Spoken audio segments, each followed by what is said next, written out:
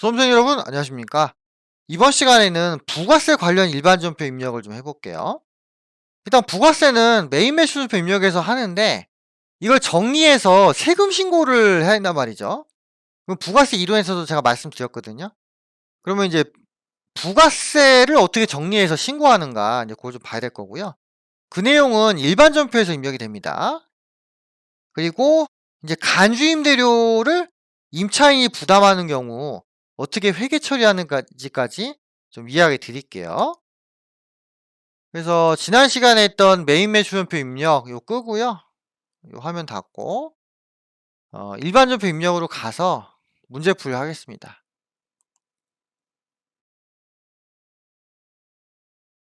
그래서 일단 간주임대료하고요. 부가세 신고납부 요거에 대해서 볼 건데요. 자, 첫 번째 보시면 6월 30일 날 6월 30일. 그래서 영업부 건물의 임차 보증금에 대해서 부가세를 이제 내야 된단 말이죠. 간주임대료. 근데 계약 때 보니까 임차인이 요 간주임대료에 대한 부가세를 부담을 한다고 돼 있어요. 자, 그럼 이런 경우에는 어떻게 처리하냐? 차변의 세금과 공과라고 하시면 됩니다. 원래 이제 임대인에 대해서도 봐야 되는데 전산회계 1급에서는 임차인에 대한 건 나온 적이 있고요. 임대인에 대해서는 나온 적이 없어요. 그래서 임대인이 간주임대료 부담하는 거는 세무 2급이나 세무 1급에서 여러분들이 좀 보셔야 되지 않을까 싶습니다. 그래서 이 경우는 일반 전표에서 하고요. 자, 붕괴 이렇게 합니다. 자, 차변에 세금과 공과 이렇게 하시고요. 요거는 제조와 관련 없으니까 판관비로 하시면 되고요. 금액은 50만 원이에요. 그리고 보통예금에서 이체했죠. 대변에 보통예금 이런 식으로 회계처리 하시면 되겠어요. 어려운 거 아니죠? 예, 그냥 외워서 하시면 되고요. 자, 그 다음에 두 번째 부가세를 정리하는 건데요.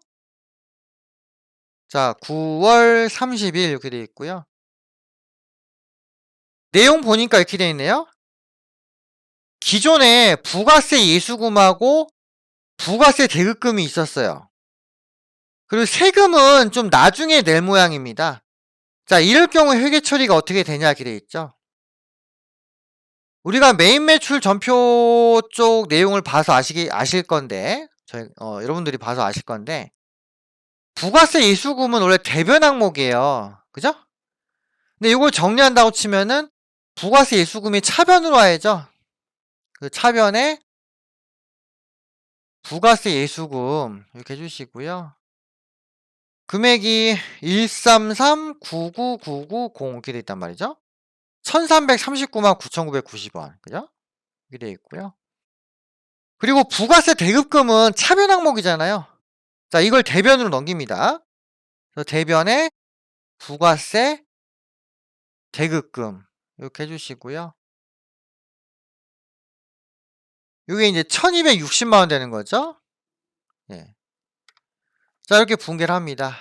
그러면은 대변 금액이 더 적잖아요. 그죠? 대변 금액이 적다는 거는 부가세를 낼 게 있다는 거죠. 그래서 대변에 이제 뭔가 쓰면 되는데 문제에서 미지급금으로 하겠습니다.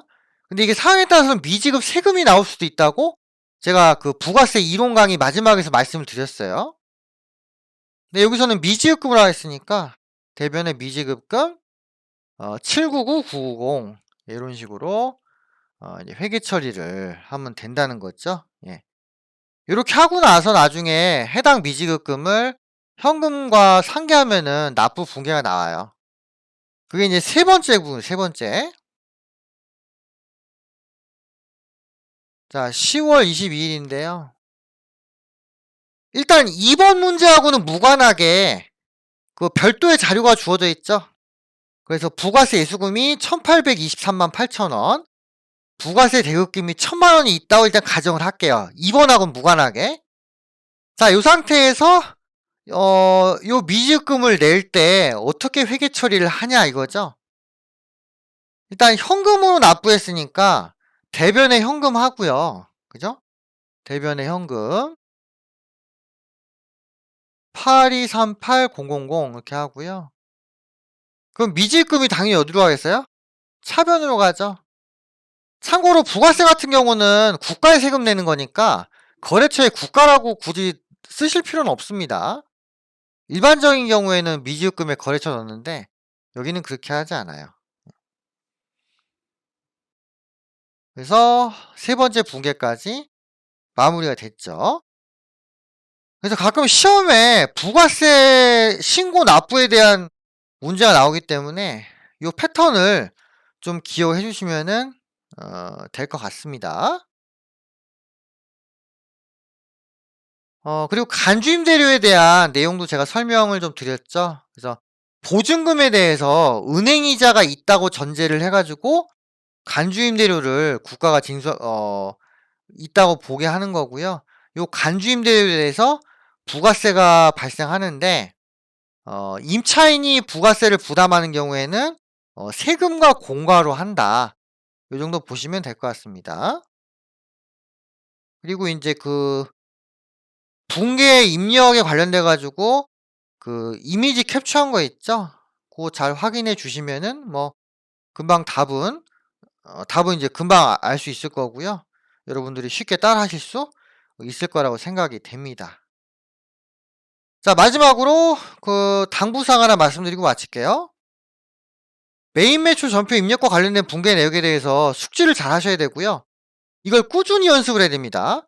예, 일반 전표 입력도 연습해야 되고요. 메인 매출도 연습을 하셔야겠죠. 메인 매출은 6문제 나오죠. 요게 18점입니다. 그리고 매 회차당 부가세 문제가 6개씩 나왔잖아요. 11호는 7개지만. 그래서 여러분들이 그 메인 매출 전표 모의고사를 11번 학습하신 거랑 같은 효과가 나요, 지금. 그래서 부지런히 연습을 하시면은 충분히 대량 득점이 가능하다. 예. 그래서 요까지 학습을 일단 하셨는데, 그래서 기초정보관리 10점, 그 다음에 일반 전표 18점, 메인 매출 전표 18점 이렇게 하셨단 말이에요. 요거 3개 합치면은 46점이란 말이죠. 그래서 요거 다 맞추고 그 다음에 객관식 문제를 다 맞추면 합격이네. 그죠? 요건데 좀 애매해요. 그렇기 때문에 다음 강의부터는 이제 오류 수정이랑 그 다음에 결산, 장부조회 요걸 좀 해야 된다는 거죠. 그래서 오류 수정, 결산, 장부조회까지 딱 하시면은 이제 완벽하게 여러분들이 전산회계 1급 시험을 이제 볼 수가 있는 거고요. 그럼 당연히 우리가 처음에 목표를 했던 78점 이상을 능히 맞을 수 있다. 이렇게 보시면 된다는 거죠. 그래서 그 전표 입력 학습을 부지런히 하시고요. 일반 전표하고 메인 매출 전표 입력 방식이 약간 다르니까 그 다른 부분 주의하시고, 그리고 분계를 함에 있어서 어려움이 있다. 그러면은 그 앞에 관련 이론을 좀 찾아서 분계를 연습을 하시고 프로그램 입력 연습을 하시면 될 것 같습니다.